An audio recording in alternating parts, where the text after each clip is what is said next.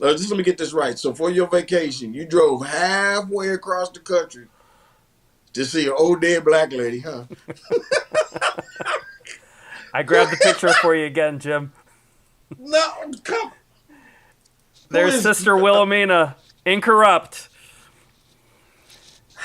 Man, you could have came to Kansas City, man. I could have.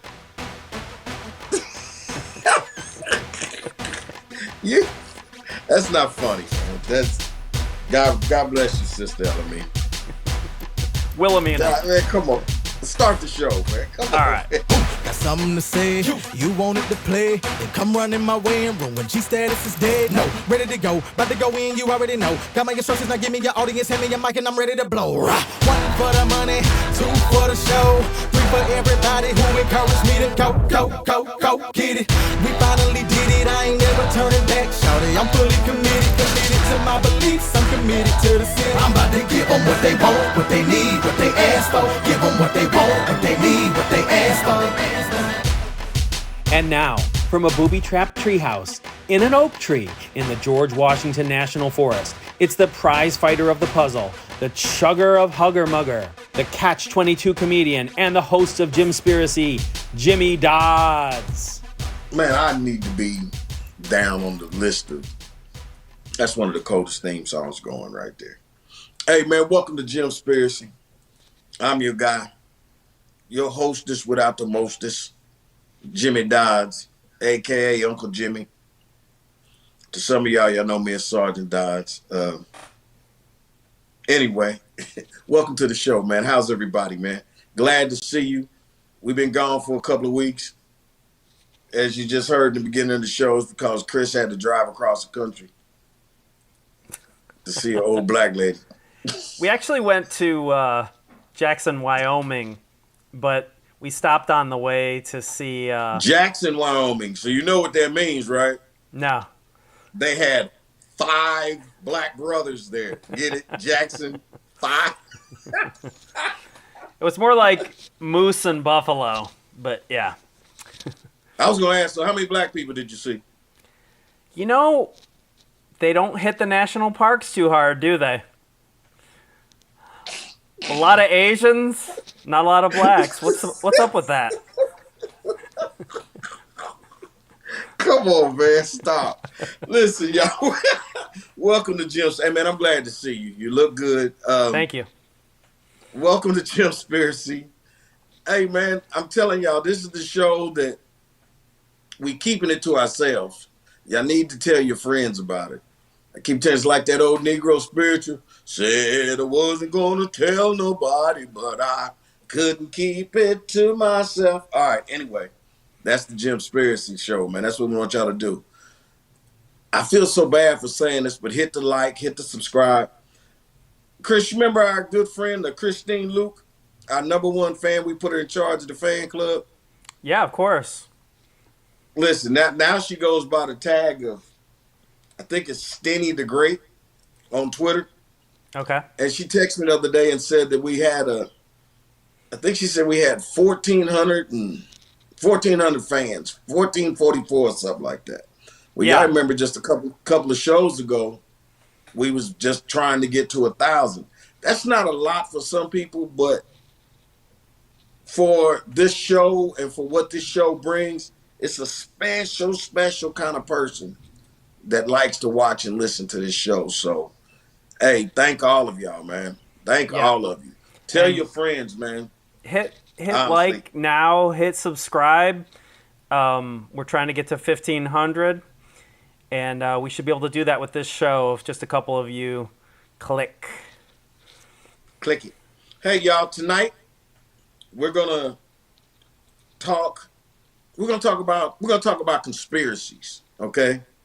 But we're also going to talk about some cancer conspiracies, especially turbo cancer with Miss Erin Elizabeth of the Health Nut News, okay?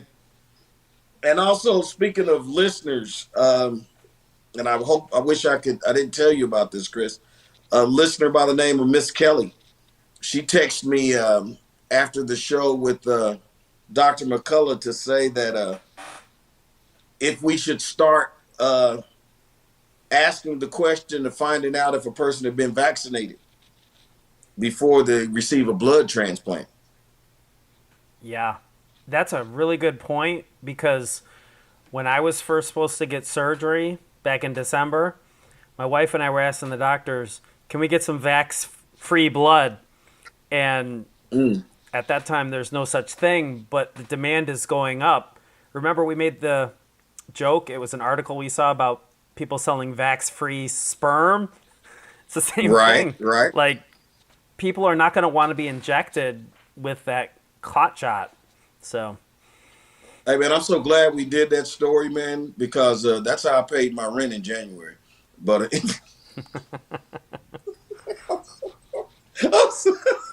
I'm sorry, y'all. I'm sorry. I did not. It was February. Okay. All right. Let's keep going, man. Hey, Chris, did we put up a Twitter poll yet? Yes, because we're going to talk cancer with Erin Elizabeth. So, cancer conspiracy. What does that say? Read that. So, cancer conspiracy, ? A cure is being hidden, and that's got 83%, or drug companies are honest, only 16%.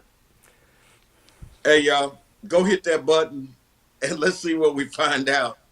I can't believe that, man. 16%. Come on.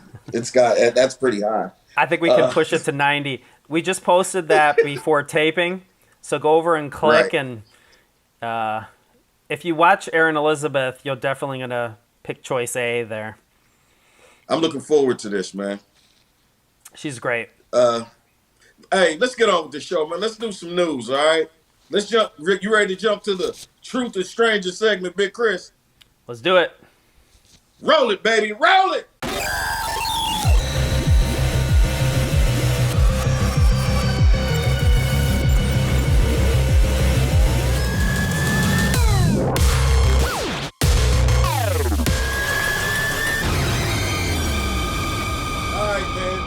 This is I don't know how to describe this, man. This is where we take a few news stories, a few different little tidbits and nibbles. Good word choice. You see what I did there? Yeah. You see what I did there? Let's roll that first story, man. And wait a minute, what is this story called, Chris? It's about nibbling. Let me mute this. There's not really any good sound on it. But look at him go. Sniff and nibble. Bad touch, President. Bad touch. Yeah. Nah, don't do that again, man. Whoa. Oh, whoa. And you can tell she's scared. The kid is peeing all down her mama's arm. But he can't help it. He's just got to have a sniff. Did he sniff her hair, bro? Yeah, after he nibbled, he sniffed. That was in Finland, so. All right. Anyway, man, listen. Let's go with the next story, man. What's this one called? Well, I put these two back to back. The setup is there's a film out called The Sound of Freedom. It's doing great at the box office. It's beat Indiana Jones the last 2 weeks. And that's major. It's big. It stars Jesus himself, Jim Caviezel, on Passion of the Christ, playing a Homeland Security guy who rescues kids from child trafficking. And not only it's doing great despite that theaters are acting very oddly to it. And our own guest tonight, Erin Elizabeth, posted this compilation of problems at the theater where Sound of Freedom is playing. Excuse me. This horrible smell. It smelled almost like an electrical fire. We're getting refunds for the Sound of Freedom because apparently the water pressure in the bathrooms aren't working here, so no one can watch. They literally had the lights on. They kept the lights on the entire movie. Who does that? Should be back up in about, I would say, about 5 minutes, okay? And they turn the movie off. Just to let you guys know again, it is gonna get hot. It is gonna be like that throughout the whole movie. So why should only this one though, not all the other ones? So there were lots of reports of problems with No, the projection. hell no. I want somebody to answer that last question. Why is it just happening in this movie and not the other ones? Exactly. Okay. Really weird. But despite all that, the movie's doing great. So, and I saw it the other night. It's quite good. I recommend it. A little harrowing. You recommend it. So would you give it 2 thumbs up? Ah, that's bad. All right. Let's go to number 4, man. Let's see what else we got here. Yeah, so the moon anniversary is coming up. So every year people go talk to Buzz. Man, I really thought Buzz was dead. He's 93. Well, damn near. And as you remember, he punched our former guest, Bart Sabrell. Bart Sabrell? Yeah. My God, man, we need him back on here. We should get him back. 93-year-old Buzz Aldrin shares a sweet picture to mark the anniversary of the legendary spacewalk. But the followers noticed one weird detail. And here's the full picture. You notice anything? Is that ranch dressing or blue cheese? I think that's eggs. Oh, okay. My fault. Hey, man, Anything why the hell else? this dude got on 2? How many watches did he have on? He's got 3 watches. That's 3. Yeah. Why this dude got on 3 watches? I don't know. You tell me. I know why. Bart Sabrell told us why. Yeah. Okay. Said look for that to be on eBay pretty soon. A Seiko watch that was walked on the moon. Oh, gotcha. 50th anniversary. Man, you know he said that Buzz Aldrin sold his stepbrother for a 12-pack of Coors Light. What? Man, you know he said Buzz will do anything to make a buck. Come on, man. Buzz ain't beyond doing something strange for some change. Come on, man. He's got a hell of an appetite. Was he eating like 12 sausages there? I wondered if them was sausages. Okay. But going to the moon gave him power against heart attacks, I guess. Anyway, whatever, man. Hey, man, listen. Really quick before I forget, another one of our listeners, Tawana, just happened, we're talking about Buzz Aldrin, she just happened to reach out to me earlier this week, asked me about the show we did about the moon landing. And somehow or another, this has been going on in her prayer group now for a couple of weeks. And I guess it even got so carried away last night that I guess the teacher or whatever had to get involved and say, what are we talking about? And, you know, they talking about the JimSpiracy. You know, they talking about us. At the Bible group. All right. Yeah, which is what you said about this show. You said, hey, it's going to take a while for it to get started, but you also said that after people find out about us, they're going to go back and look at episodes. So, but anyway, she said that her teacher read a passage from the Bible. Well, I don't remember exactly what it was, but basically what he said was the only way that they could make it to heaven is if God did it. Make it to heaven or make it to the moon? Either one? Make it to the moon. Well, in a sense, I agree with that. Like, if we got there, it kind of is a miracle. Like, it doesn't seem like we have the science to do it. So he ain't gave us the science to go anywhere else? We could just go to the moon and that's it? They can't seem to get back. Like my God. Yeah. First of all, God ain't wanted us to get out of the little dome, the firmament. He ain't intended for us to get out of that. You're going to lose me on the flat earth stuff, Jimmy. I don't know. I didn't say that. I just spoke of the firmament. That's all. All right. That's a buzzword. Man. You know what? It must be something about, look, you sent me a picture of a dead woman. You better shut the hell up. Anyway, we'll be right back with Erin Elizabeth on your show, JimSpiracy. Pinterest removes 3 prominent natural pages for peddling health misinformation. Now, by misinformation, if they mean sharing the truth about the adjuvants in vaccines or the ingredients in our food supply or glyphosate, which now, even since this happened, they've shown it in a court of law that this glyphosate does cause cancer, then I guess that's peddling health misinformation. Or perhaps we're telling the truth about cancer. Welcome back to JimSpiracy.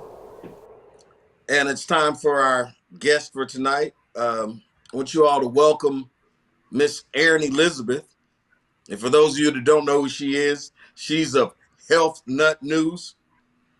Miss Elizabeth, what the hell is that? Health Nut News? Well, Jim, it started off about a decade ago when I began Health Nut News that I was going to keep it real lighthearted and talk about maybe antioxidants and blueberries and give some biohacking health tips, but then quickly turned serious with all the crazy things going on in the world. So now, it's a double entendre, I guess. But I wouldn't have picked such a lighthearted name if I knew it was going to be such serious subject matter. Kind of like JimSpiracy. We just started off wanting to just joke and talk about things, and it's just gotten off onto a whole nother foot. Yes, hey, Miss exactly. Elizabeth, tell us something about your background and your work. Sure. I started off I started off in music. I don't usually even tell this part, but I was a musician and music major in school.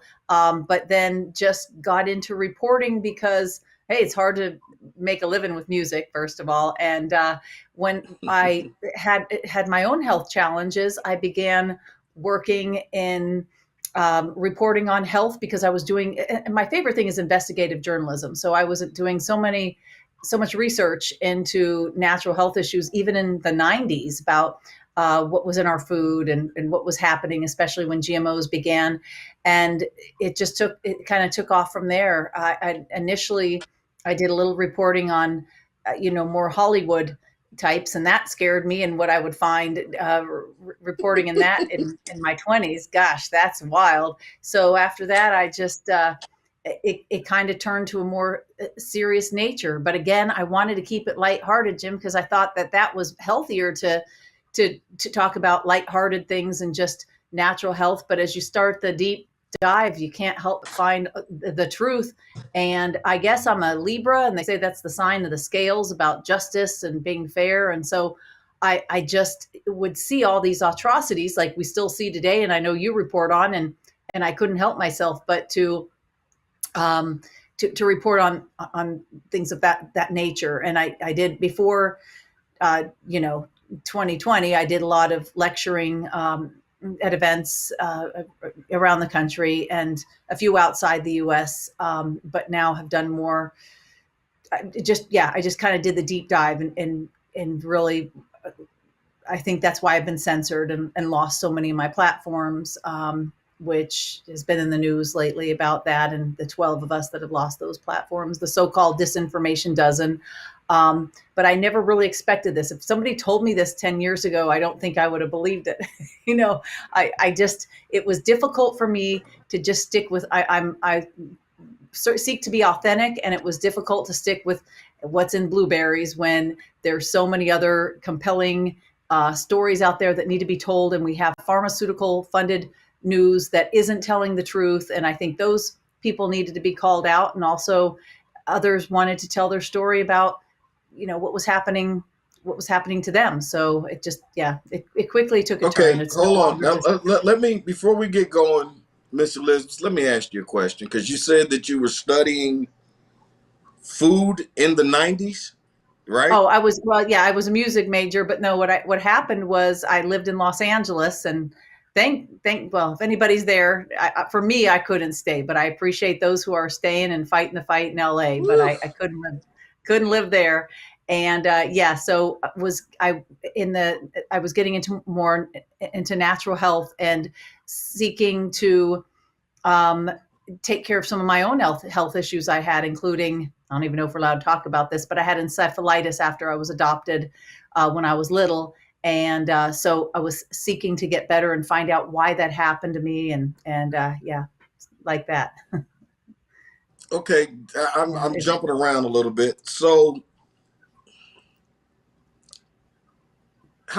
based off of the food that we have today, how much, when we hear about all these problems they're having, the health problems that they're having, I don't know if you're qualified. How much of this is based off the food and the crap that they're putting in their food? I think a big part of it is because I saw something the other day on Twitter, of all places. No, forget what social media platform. And a mom had her grocery cart, and she had all fruits and veggies, just fruits and veggies. And I guess some mom was passing by with her daughter and said, "That's a crappy cart," because there were no yummy processed, name brand foods. She literally just shopped around the edge of the store. So to answer your question, I think there are many problems, especially because we have moved from eating from scratch to in the 90s. Then they allowed the first genetically modified foods, I believe, with a tornado. That'd be interesting. A tomato. I must have tornadoes on the mind, but that's a different story. But a tomato was the first genetically modified food. And now that we have GMOs, which initially they said, oh, then we don't have we have pesticide-free food, but that wasn't true. Then we add the glyphosates the glyphosate into the food. And I think now that it's not just that, it's not like people are just going to the grocery store, Jim, buying, I'm just buying fruits and veggies that are some of which are genetically modified, especially the fruits. But I think that people aren't even buying the whole fruits and vegetables. And I'm guilty of it too, because we live in a society where we sure have time to be online, but we don't have time to cook from scratch. So it's easier and convenient for people to buy foods that may have seed oils, which now I think that's coming out more and more that's bad. And that is sprayed with pesticide. We have pesticides, herbicides, fungicides, larvicides. And so I do think a big part of the food, if you're just going right into it, I think another part of it is our fluoridated water.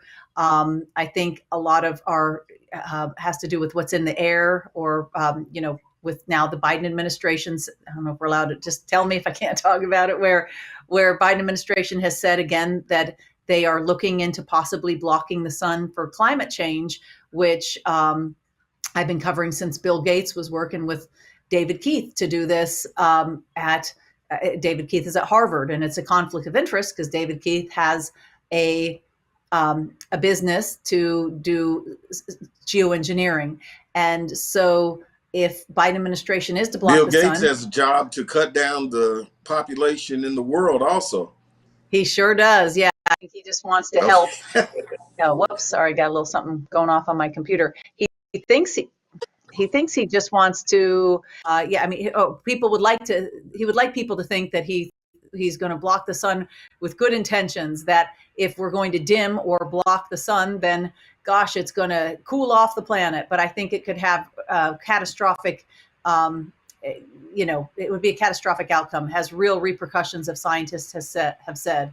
And if we are, if we forget about like photosynthesis, what we need to grow our fruits and veggies and for our trees and everything, if we start blocking the sun, which people don't believe me until they look this up in national news a lot, because they only want to trust their pharmaceutical funded mainstream news, but understand that a lot of people are still, that's kind of what they believe in. Is this the same pharmaceutical mainstream that is giving everybody protecting everybody from giving everybody that vaccination? Is this that same pharmaceutical? Yeah, and people don't realize, and I'm sure your viewers and a lot of your viewers do, but that 75% of the ads we see are those, pharmaceutical ads. And people say, oh, well, hey, it's kind of, somebody said to me, it's interesting because if we have those advertisements, then the good news is that, people see all those warnings and hear all that. But what they don't realize so often is that with all of our network news, on even our network affiliates, like our local news, that they are funded by those very companies. So they are told what to say. And that's been going on since the 90s too. Interesting that the 90s, so many things changed where before that, we might have had food that wasn't organic, where we had some pesticides sprayed on it, but then it went into genetically modified food. And then the commercials began, and then that's really who was writing the news. Before that, you could have Phil Donahue back in the day, or some different folks on TV who were really sharing the truth. But now everybody's censored, and even the people who want to tell the truth on social media are censored, because whether it's the actual administration, which now Biden was able to appeal the decision to censor the 12 of us, and the so-called disinformation dozen, and to censor whoever he wants. What is the disinformation dozen? The disinformation dozen was a group. Yes. So yes, didn't mean to catch off. Yeah, I just want you to tell me that. The disinformation dozen is a group, 12 of us that were named by this so-called Center for Countering Digital Hate. On Twitter, they're known as CCD Hate. And ironically, they kind of are a hate group. We say, I mean, they jokingly say they want to stop hate, but really, I think they are a hate group, and we don't really know who funds them, big kind of globalist sources. And this hate group decided to come out with a study that wasn't, published, wasn't peer reviewed. And they said that the 12 of us shared more than 65, depending on what article you read, 65% or 73% of all information about the COVID vaccines and about COVID, and, misinformation. When indeed Wall Street Journal just said last weekend that because of the censorship of the 12 of us, they said lives were lost, because what we were really actually doing is sharing the truth. I don't think that we were always just sharing the truth with the people. Yet it just takes, sometimes, as takes a while for the truth to come out. So initially people thought, oh my gosh, everybody's going to die of COVID. Oh my gosh, there's a horse paste, but that doesn't do anything. And everybody better get the vaccine or they're going to die. And then the vaccine's totally safe and effective. So, and it just came from a bat in China. It's not from a laboratory. So I think that it's, yeah. Where do you think it came from? I think it's a bioweapon. I do believe it exists. I think it's a bioweapon, and I don't know.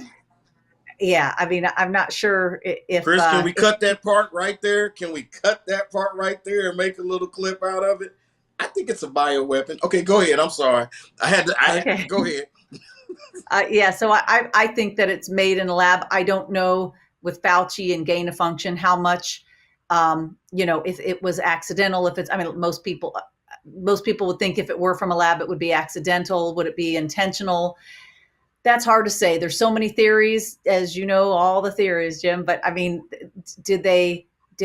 some believe that they released it and would plan for it to do more than it did, or if it didn't do as much as they planned, then they had the vaccine as a backup. And now we even see in mainstream news that we know that finally, it was on the front of, I believe, science.org the other day, that the vaccine, and sorry, I'm getting over a little concussion here. So sometimes when the screen switches, I was doing an animal rescue and I have a little concussion. So I apologize to everybody out there when my train of thought gets off course. But they felt that they didn't know that the vaccine actually causes long COVID. Finally, they've said it in the news, where everybody believed, gosh, still you'll see articles where they'll say, well, you got to get the vaccine because you want to avoid long COVID. But now we know that the vaccine causes long COVID. That's a fact in a published study that is out now as of a few weeks ago.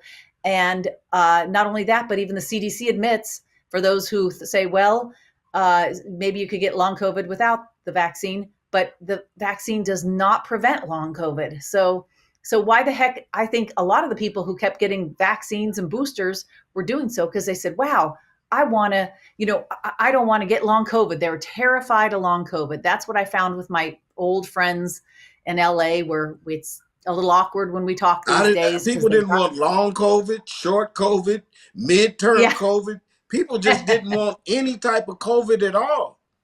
Sure, I mean, I sure. remember a time during that epidemic that I would just sit in front of the TV just to hear what was going on. I mean, it had me for a while. And one of the people that they kept constantly putting in front of the camera, and you mentioned his name earlier, was Dr. Fauci. Now they're saying that he profited greatly from these pandemic lies or falsehoods. I believe do you know anything about that? Yeah, and I'm not a Fauci expert. I think, Bobby Kennedy's book probably covers it best. And I read it before I bumped my head and knocked myself out. But I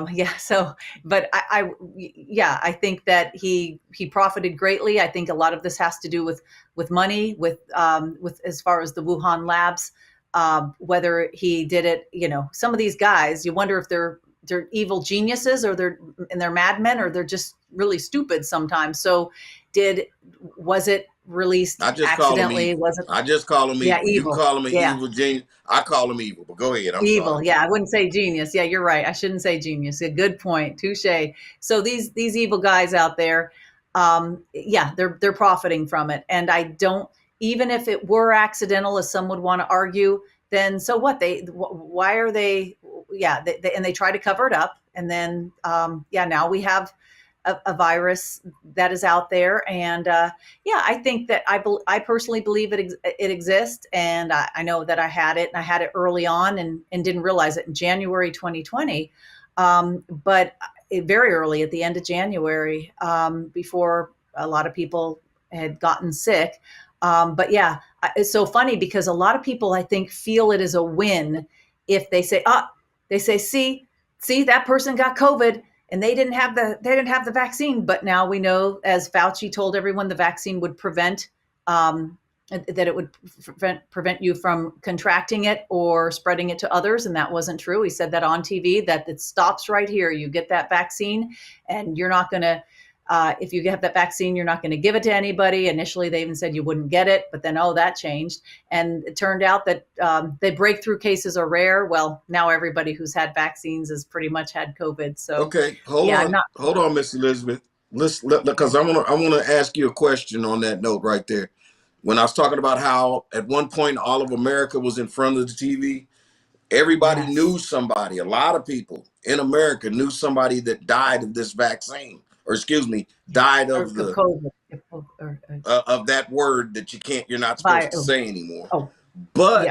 You're not hearing people are still dying from this, and they're not talking about it. Have you had any friends or relatives that have died from this?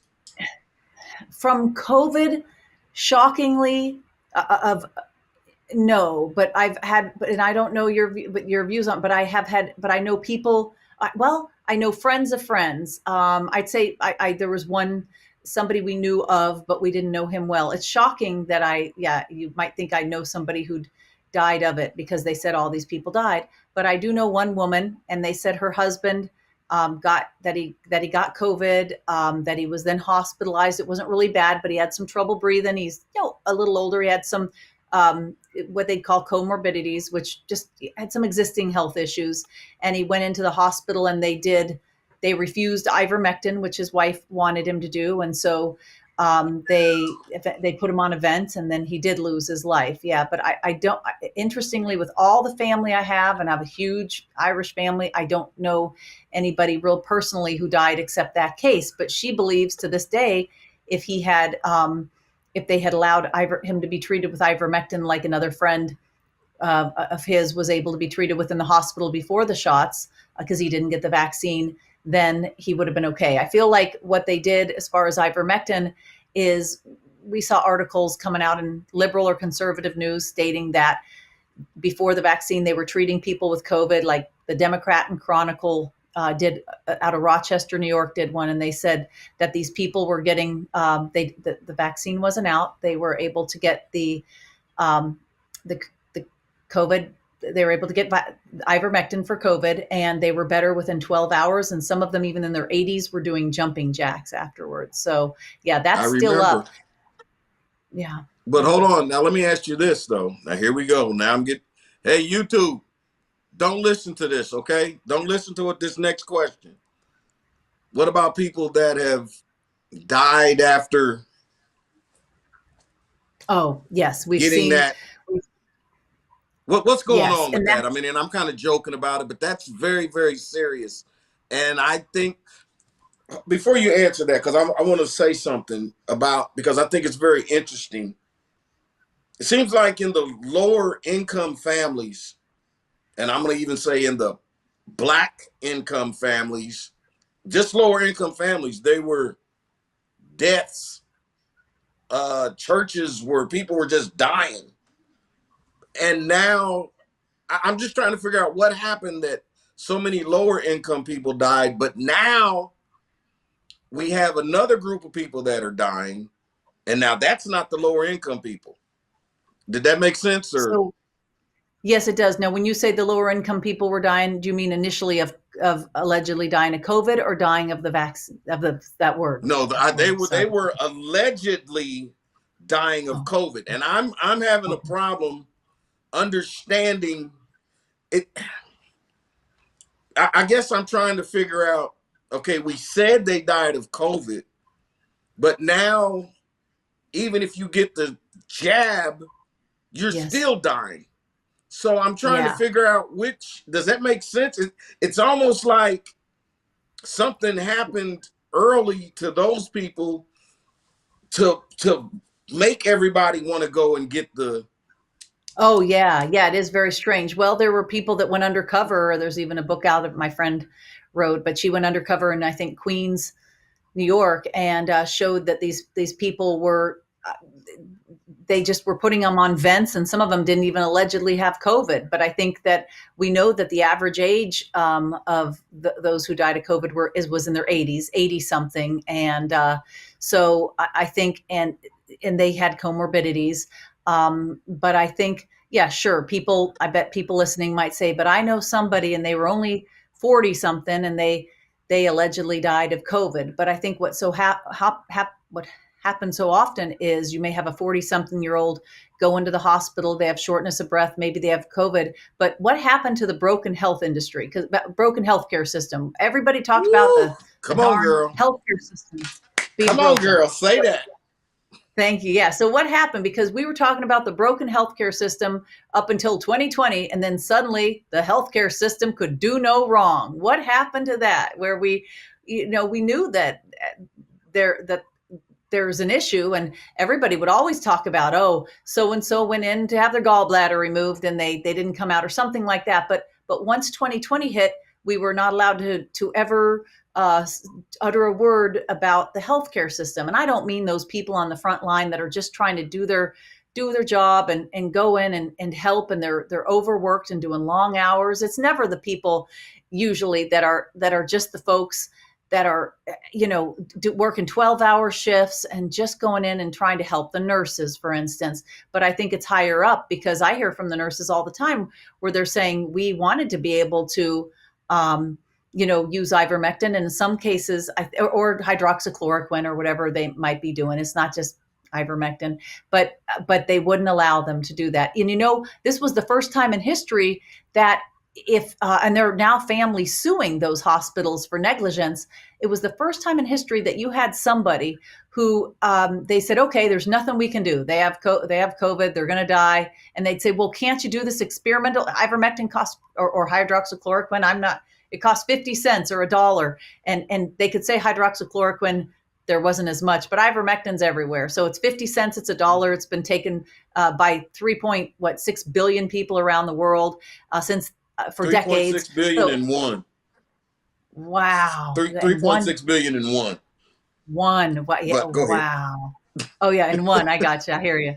So why the heck, if somebody's going to die, if you've got your husband in there or your wife in there and they've got COVID, why couldn't they just use ivermectin? Why would they put them on a vent when you know of I know you've had Dr. Peter McCullough on, or other doctors who know how to have these people better. Yeah, he's a good guy.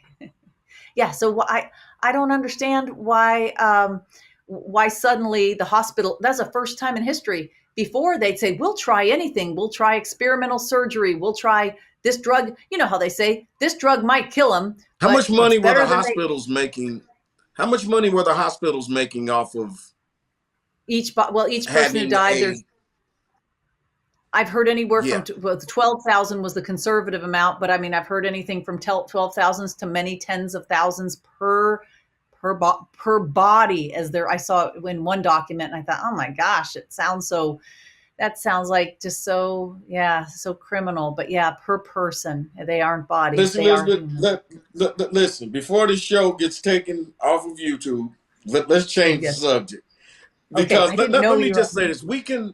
You can go on social media and you can see anything you want. You can go on social media and hear anything you want or don't want to hear. But if you get to talking about the things that we're talking about right now, social media will get your butt. They will. Yes, we can't. So we got to be careful. I didn't realize you're on there. Yes, we'll be careful then. Okay. Listen, I want to ask you a question.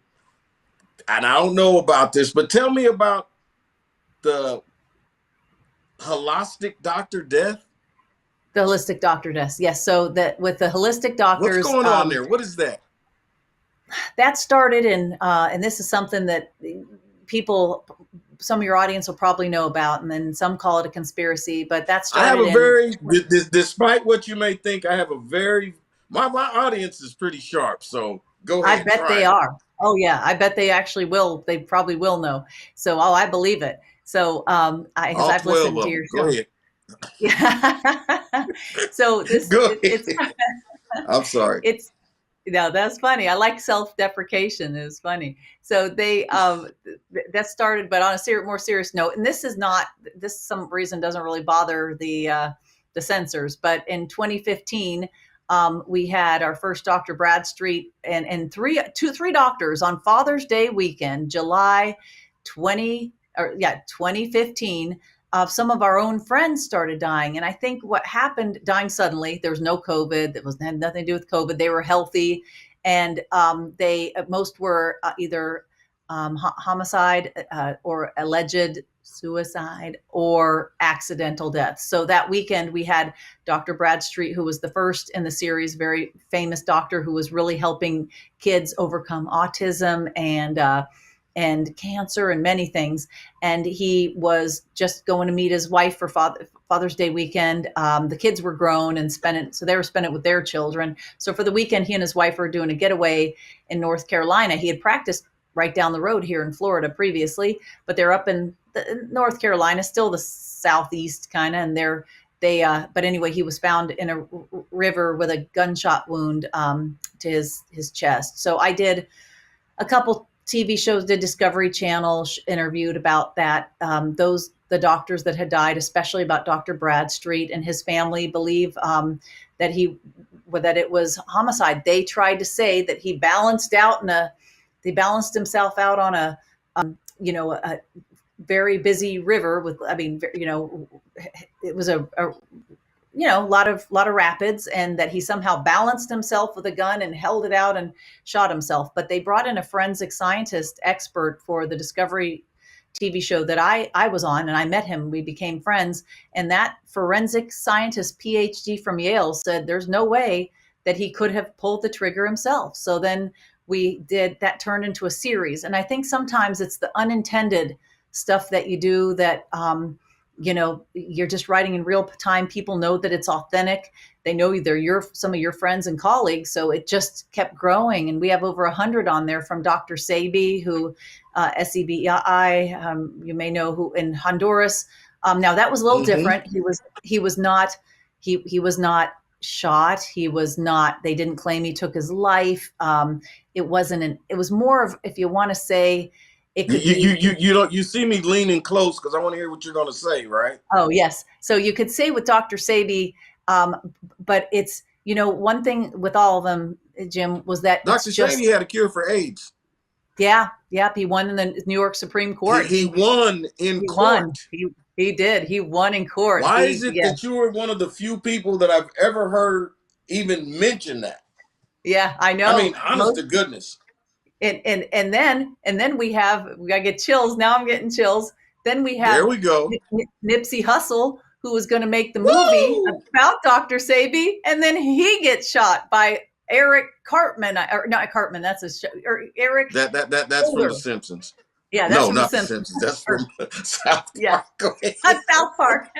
But Eric Holder, the same name, Eric Holder, and some believe it was mind control. I mean, I think he did shoot Nipsey Hussle, but Nipsey Hussle was about to make the film about Dr. Sebi to get the word out there. Correct. He put in the advertisements and talked about he could cure AIDS. They said, no, you can't.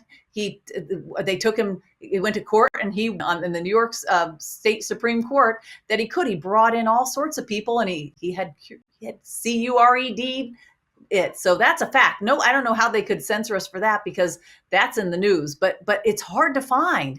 So I believe with him, they claimed that he had too much money when he was at customs. I mean, that's a weird thing. And even so, some people will have a little bit too much cash and they just have to fill something out, but it was Honduras. So they just threw him in there. And remember, his friend was interviewed, who explained that, and gosh, before I lost all my social media, it's harder now, but it's in the series I wrote about it. But his friend, Dr. Sebi's friend, said, I went to visit him in prison and he wasn't fit. He wasn't fed food fit for a dog. He said it was worse than what you'd feed, a stray dog, like what. And so he said, and the conditions he were in. So it was a different kind of slow death.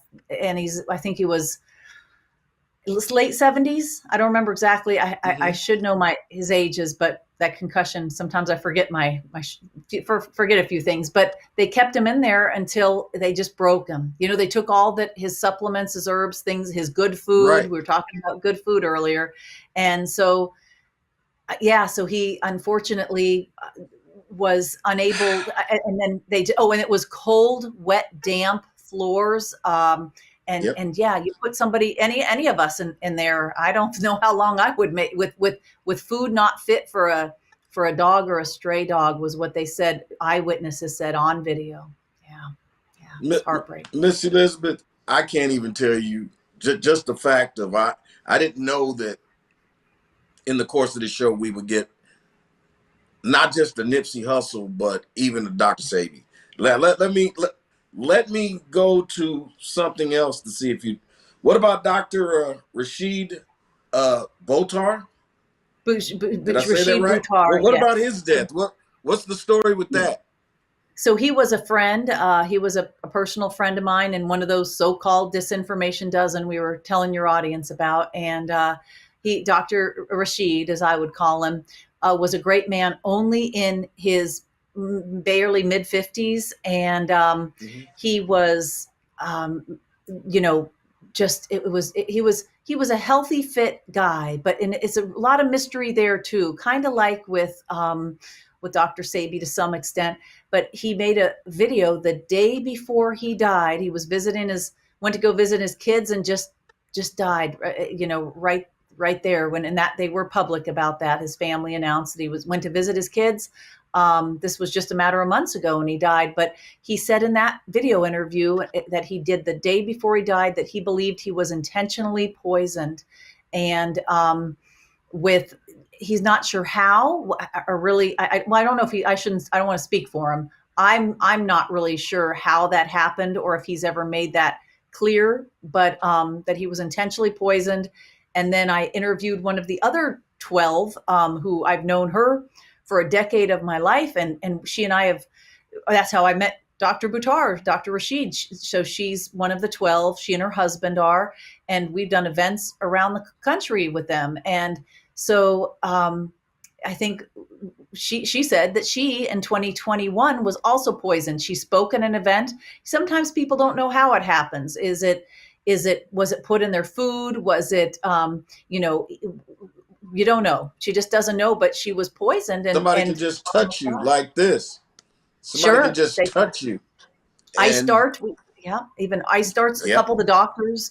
I can say, without saying too much, one of the doctors that's, thank God, still alive in the 12 said to me, do you think they used maybe an ice dart or something to poison him? But he knew it. He'd figured it out because Dr. Buttar, Rashid Buttar, he got blood work. So he said, look, I can show the poisons in my lab work. I'm a doctor. He says, I'm a doctor. I've been practicing for decades. He's only in his 50s, but he was, and then he went from, he went over a few months from this super healthy, fit man that I've met and spoken with. We've lectured on it. We got pictures of us together and over the years, and been on a stage together, and he's a great man. And so he then announced that he'd figured it out, and then that next day he just died with his own children, who are still young. So he's only in his 50s. So they were not full, all of them full grown. So yeah. Okay, let's see what we've talked about thus far. All right. We've talked about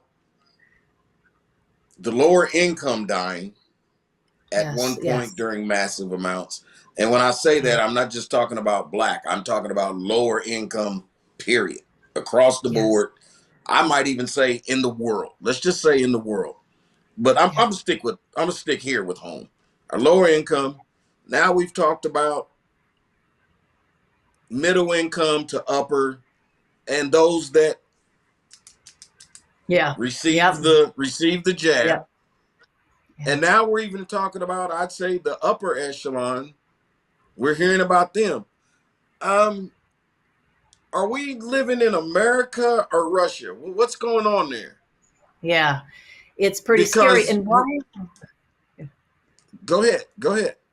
Well, I just want to say, you just made me think of something, because when you were talking about, was it, could it be people of color, but it's not, it's all lower income. But why do we have the African nations? I just saw something recently where just since you mentioned people of color, why do the Black population, why did Africa have the nations had so few deaths? Do you know the other day what they said? Because they didn't get the vaccine. Most of them didn't get the vaccine. Only 30% maybe. They said, okay, here's why they didn't die. So I'm waiting for it. Why didn't they die? Why didn't they die? And this was the CDC, I think, they said, well, they were washing their hands. Well, they didn't wash their hands before? Come on. It's so. How the hell you gonna wash your hands in a country that don't have water? Well, that's true. That's true. I know. Well, that's true too. So those who could wash them did, but how? Yeah. I was how wrong the heck? for that. I'm sorry. No, that's all right. But yeah. So some people obviously don't have clean water, and so what are they going to say? They gave them some of that, hand. They gave them some. I mean, come on. That it's so. I don't. It just none of it makes sense. But you had, obviously people had COVID there. They fully admit that. But why did the people do so well there? But the people in the U.S. didn't, because I think in the U.S., I don't know what happened in the African nations, but I think in the U.S., they went to a hospital when most people didn't die at home. We can all agree with that. There we go again. They died. Hold on. Yeah, I gotta listen. I told you I was only going to keep you for 30 minutes, but guess what? I falsified my statement. I want to ask you a couple of quick. Are you familiar with the situation with Jamie Foxx? Yes.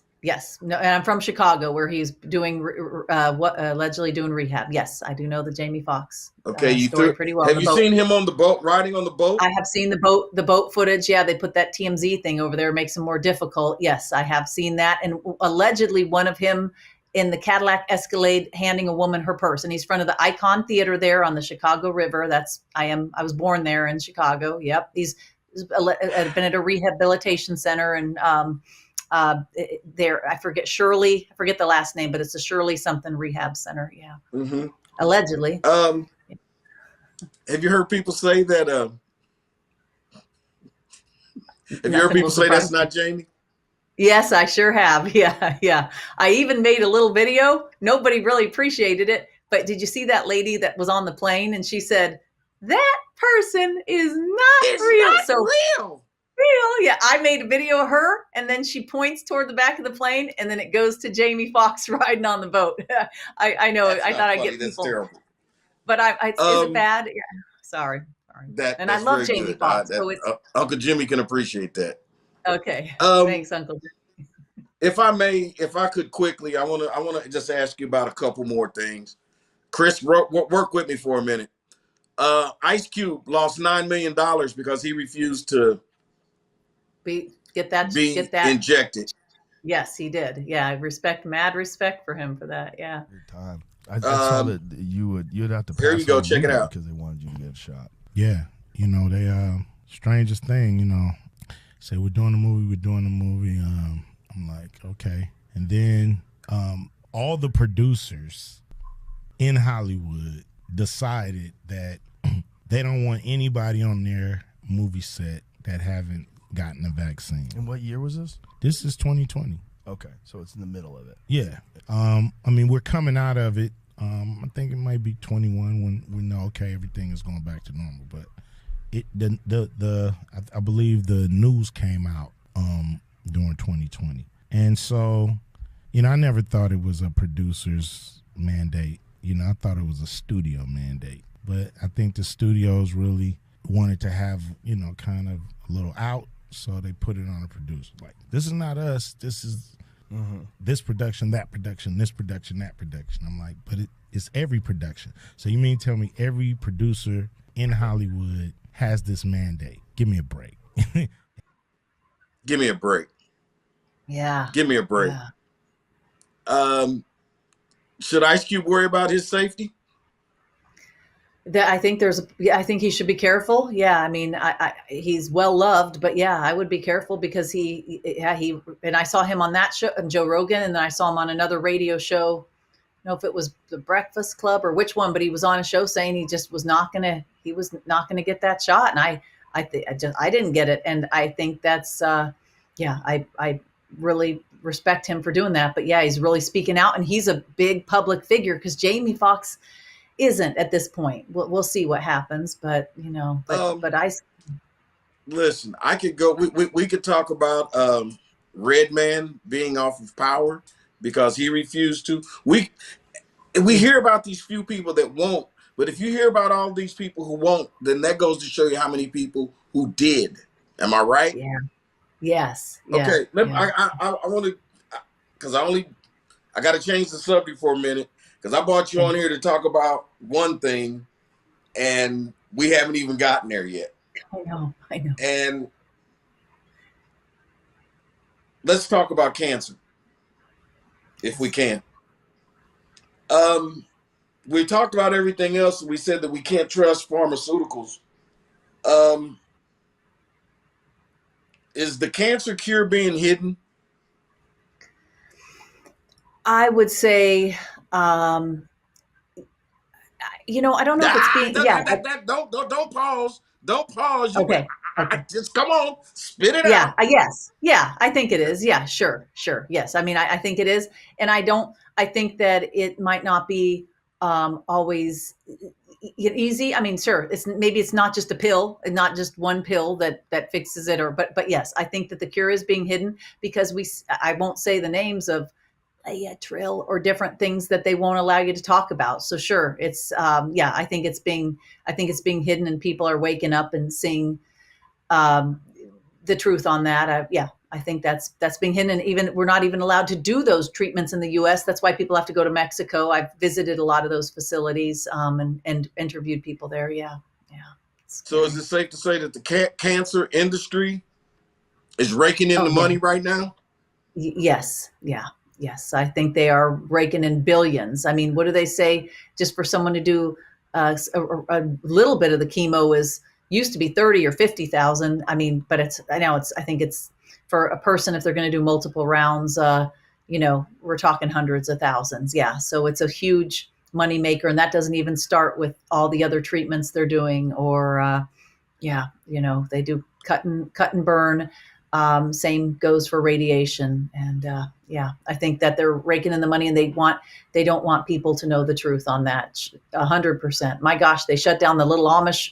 They put him in jail. The Amish guy who was just coming out with this, making his own salves. So yeah, they're putting Amish folks in jail who are just trying to make some salves at the farmer's market. Yeah, they're scared. Ms. Elizabeth? Yes. What is turbo cancer?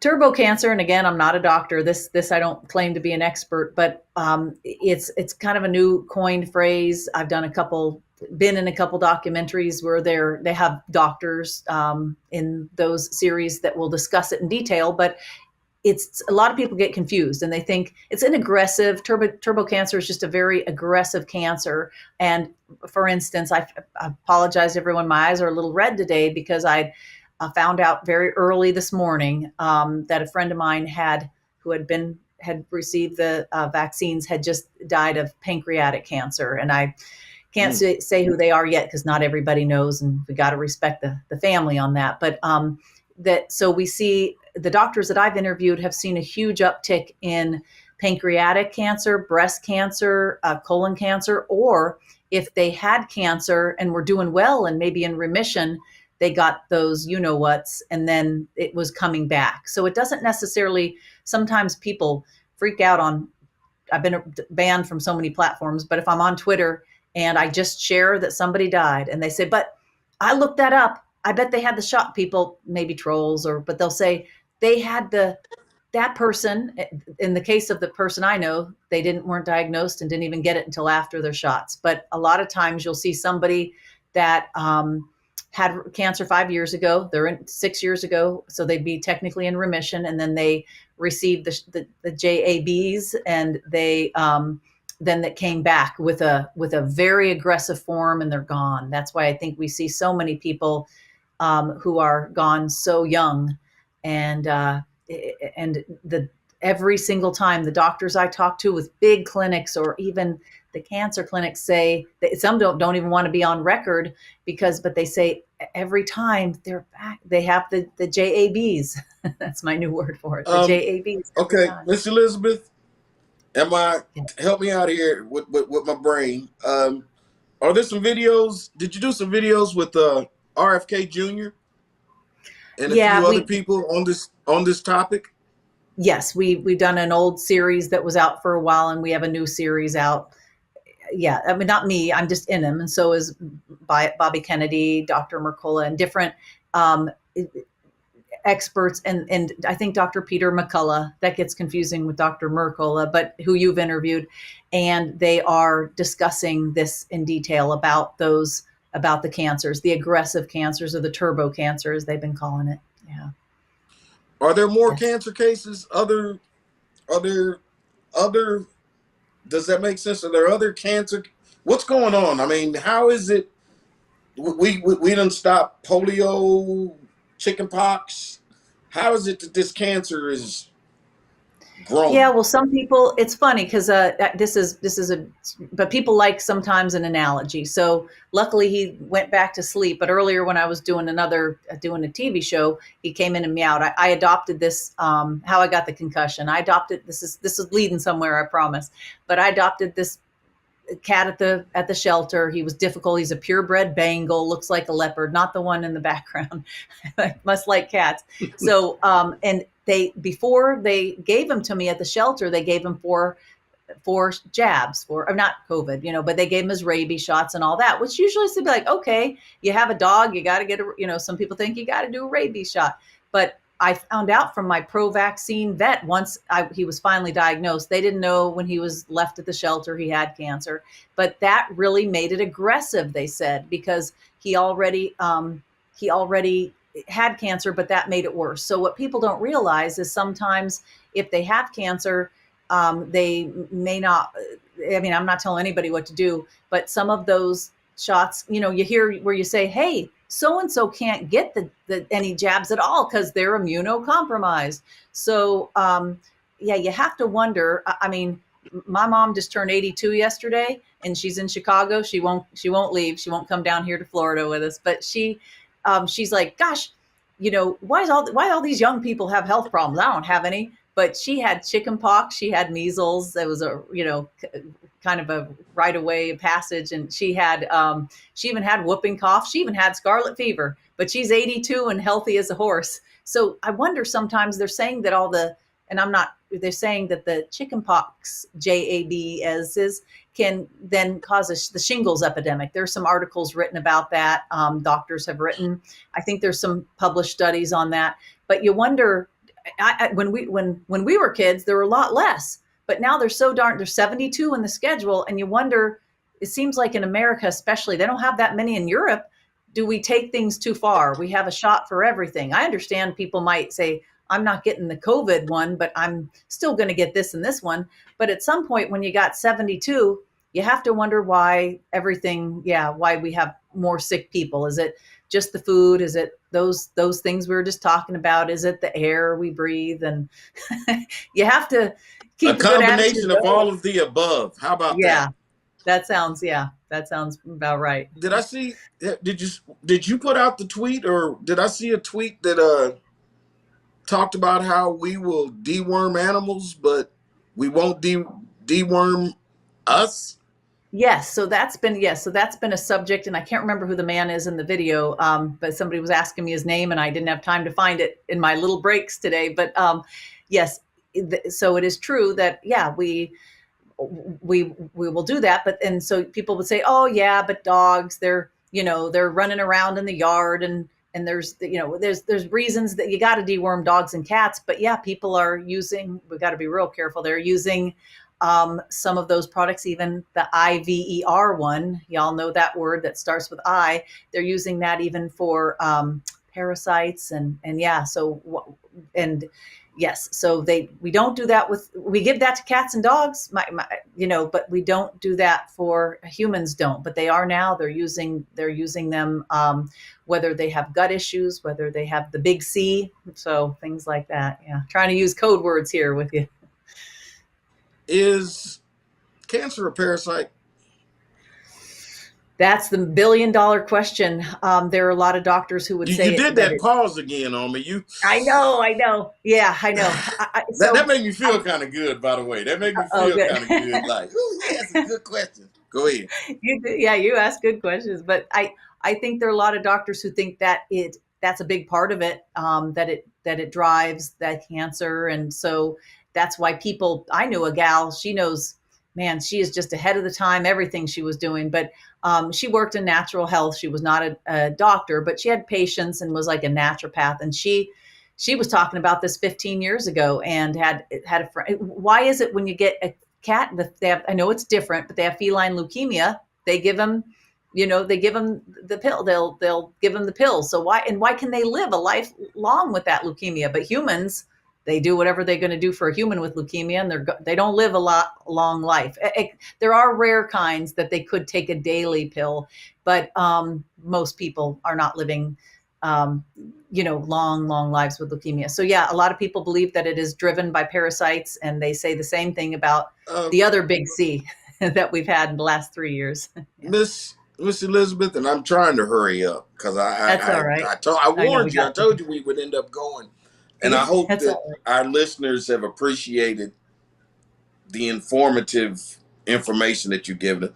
I don't know if you're aware of this, but our guy Chris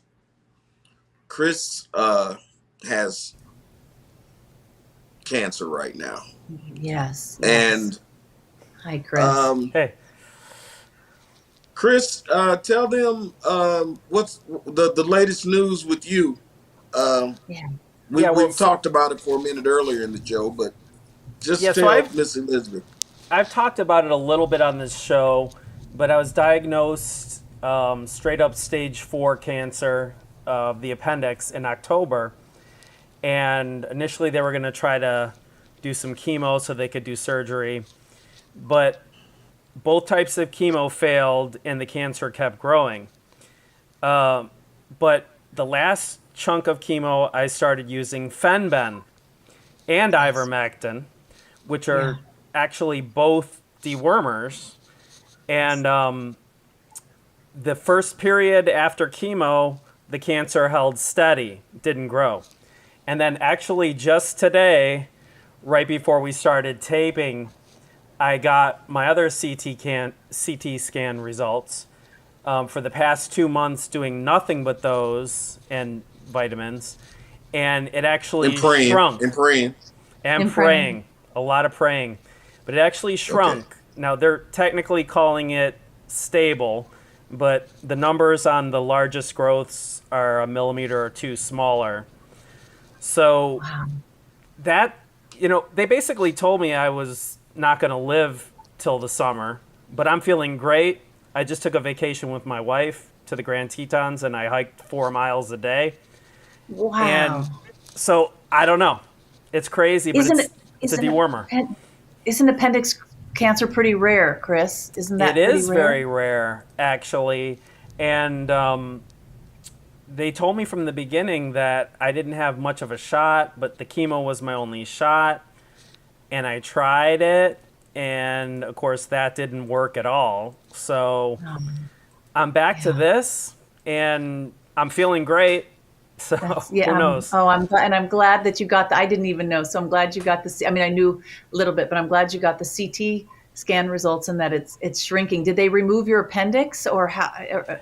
No, actually, they said doing a surgery would be dangerous. It would wear my body down, and the cancer would grow faster. So it's just sitting there. But I'm living pretty regularly right now. I'm back to work full time. And like I said, after this vacation, I'm like, I think I could play tennis again, but who knows? Wow. Yeah. Oh yeah. Well, you look healthy and you look good, but I understand you. That's, really, and I'm glad that has shrunk. Did Dr. McCullough or any of the other doctors put you in touch with some good holistic MDs or just that can help you Actually, out? just a nurse that my wife's uncle put me in touch with, and put me in touch with this. There's a huge Facebook group for Fenben, and there's like 50,000 people on there, and so I get a lot of advice from there about what to take with the Fenben, and I don't know. Like I said, I'm holding steady when my doctor's basically expecting me to be gone by now. So that's good. Yeah. So maybe it is a parasite, or maybe that's an element of it. I don't know. Yeah. And did they say what would because it's so rare and we don't hear of appendix cancer? It's just did they say why did they give you any info, like what they thought as young as you are? What might have they say anything or just no, not really? It's interesting this is the thing that annoys me so much. I'm not a purely holistic guy, and I'm not purely alternative or regular medicine. Actually, my dad was MD, so I'm kind of in the middle. And what I noticed is there's no middle ground. Like, these doctors don't even consider alternative medicine. And I'm going to see my doctor on Thursday, and he's going to be surprised that I'm holding steady. But he still doesn't believe in the Fenben. But maybe if it starts to shrink, he will. I don't know. Yeah. No, the Fenben is a big deal. It's a big deal now. See them talking about it on Twitter as well. I'm surprised they can talk about it on Facebook. So, but I'm really be praying for you, and I'm glad Thank you, Erin. Chris. I'm glad you're feeling Miss good. Elizabeth, there you go. We kind of set you up with that a little bit. That's to let you know why you got to keep going. That's to let you know why we do this show. That's why right there. Listen, thank you so much for coming on. You. Let me tell all my listeners one more time that to keep up with Miss Erin, go to healthnutnews.com. And all our socials are there. Yeah. Look, she might be a health nut, but she's the prettiest health nut I've ever seen in my life. So listen, we're going to be right back with the story from Book of James. Miss Elizabeth, thank you so much for joining us. We'll see you again. Thank you.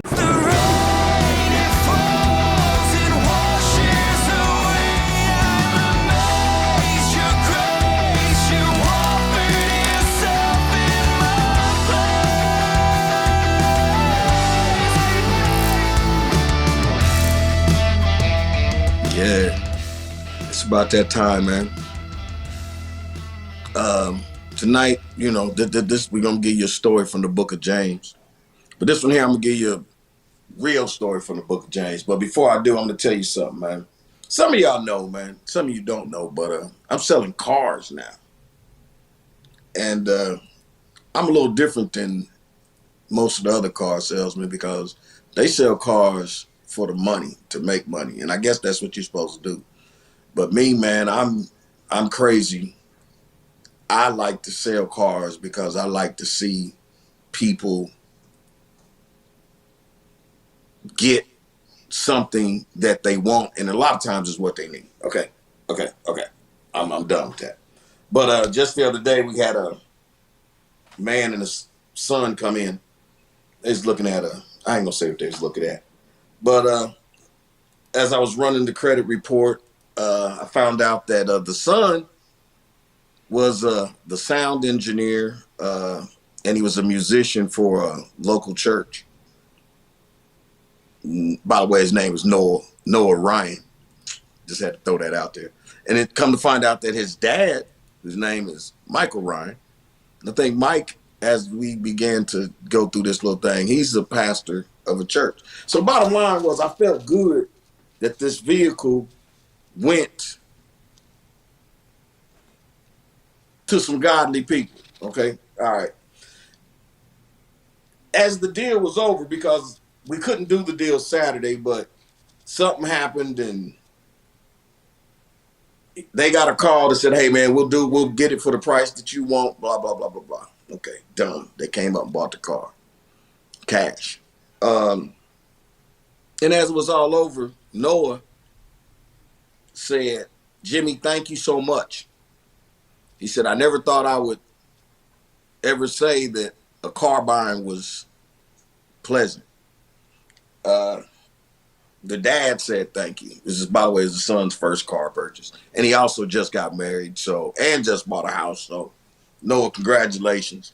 Dad says, Jim, I'm going to take you to lunch one day because I want to hear your life story. I want to hear more about your life story. And I said, well, I know you see me smiling, but if you knew my life story, my childhood story, you would look at me like, man, how in the hell are you sitting there smiling? Okay. I said all of that to just say this. Excuse me. The story that I want to talk to you about, and a couple of you have heard me tell this story, but I want to tell it again, if I may. I used to be a DJ at a club called the Firelight here in Kansas City. And one night, during a packed house on a Friday night, Chris, there are those of us that hear things in their head, okay? And then there are those of us that hear God and know God, okay? And I say that because I know when God's talking to me. I know what God's voice sounds like. I know what tune he speaks in. I don't care how loud the music is. I don't care. I know. That's all I'm going to say. And this particular night, he came up, he said, hey, Jimmy, how long we been doing this? I had to stop and start thinking for a minute. Man, we've been doing it for 7, 8 years. He said, and every night you walked in here, I've been with you, right? I said, yes, sir. He said, well, I need you to know that if you come in here again, I'm not going to be able to be with you. Now, and I'm telling this story because I just think there's somebody out there that needs to hear this, okay? Because what I didn't say was, I didn't say, give me one more week. Let me finish out tomorrow. You have to know when God's talking to you. And after the song that was playing went off, I didn't even have time to think about the conversation I just had. I just turned down the music and said, hey, look, check this out, Firelight. This is my last night here. I said, so let's party. Let's have a good time. But this is my last night. It's been good. I love y'all. Boom. I ain't told the manager. I ain't told Kurt. I ain't told nobody nothing. And Curtis turns around like, Jimmy, what's wrong? What you talking about? And I said, he totally stressed, hey man, God said it's time to go. And he didn't give me a lot of flack. He said, I understand that. The next night, Saturday night, by the way, Friday night was wonderful, beautiful. Saturday night, this night, first night I've ever had all of my daughters, my 3 daughters. I kept them all. And this is the first time they all spent the night. And I kept getting a call from one of the females that I was trying to get to know better. Okay. I kept trying. Anyway, she kept calling me saying, Jimmy, come down to the club. I said, baby, you didn't hear the news? I'm done. She said, I know, I heard about that, but just come on down.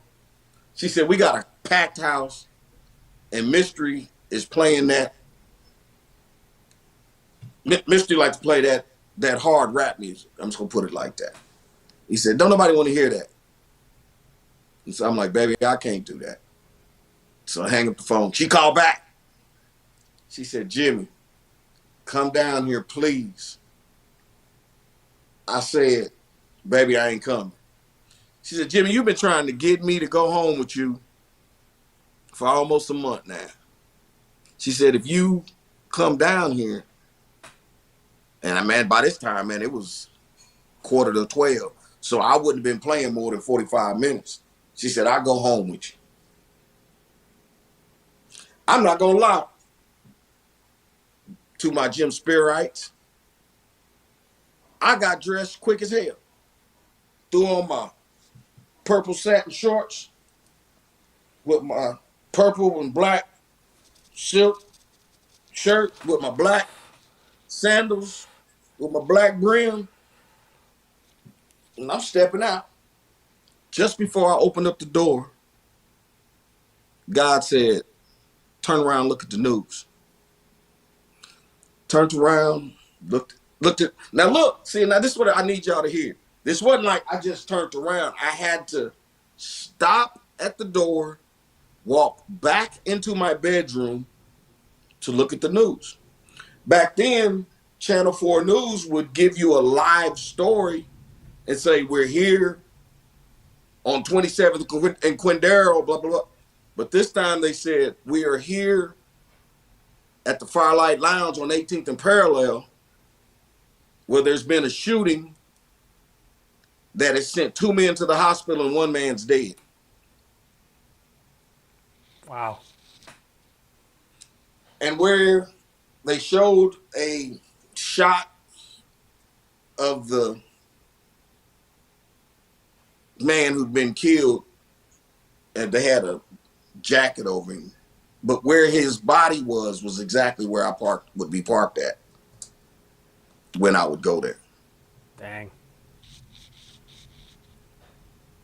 I ended up getting a call probably 30 minutes later. Well, the next day from 2 girls, Faye and Trina.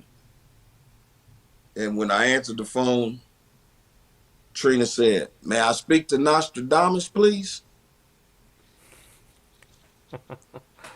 I'm telling that story. And by the way, the brother that was killed was named Steve Hillman. I had seen Steve Hillman all day Saturday because his best friend was Country, who lived right below me.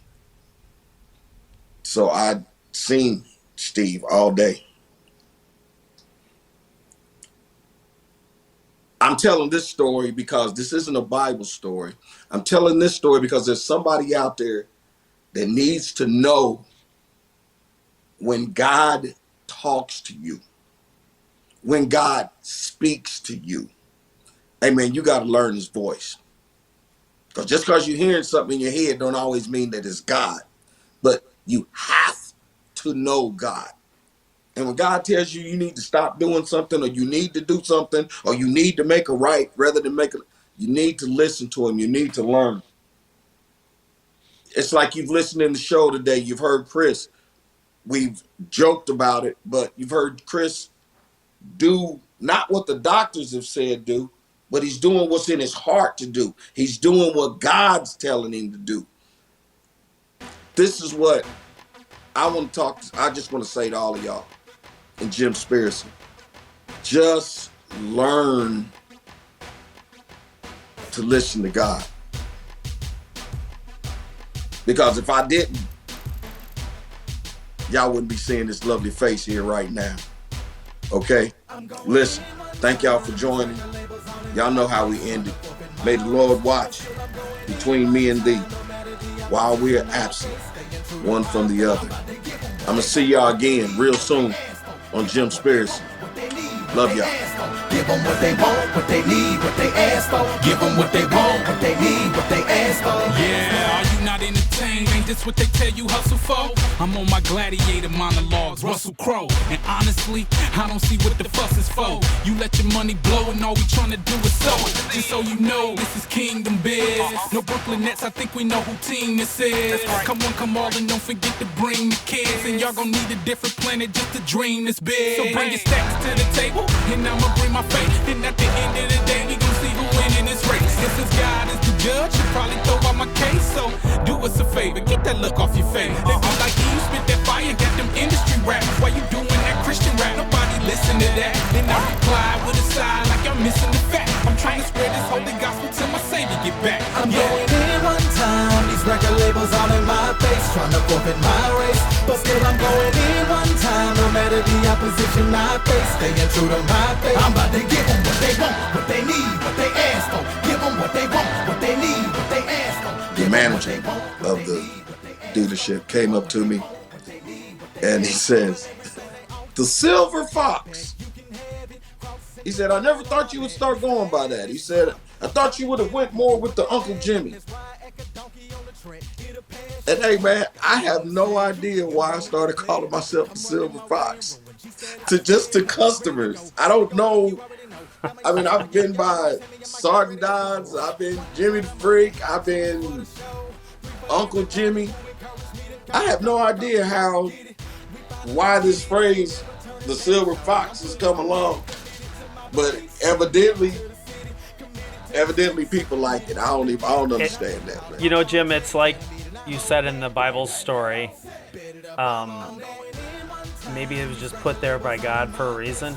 I don't think this is the case here, but you know, a lot of times in the Bible when God gave someone a mission, he gave them a new name. Like Saul knocked off his horse, and now you're going to be called Paul. And then Simon the Apostle, he's like, "You are the rock." And the word Peter means rock, so that's where Peter comes from. Did he do the eyebrow like this? What they need, what they ask for. Give them what they want, what they need, what they ask for. Give them what they want, what they need, what they ask for. Give them what they want, what they need, what they ask for.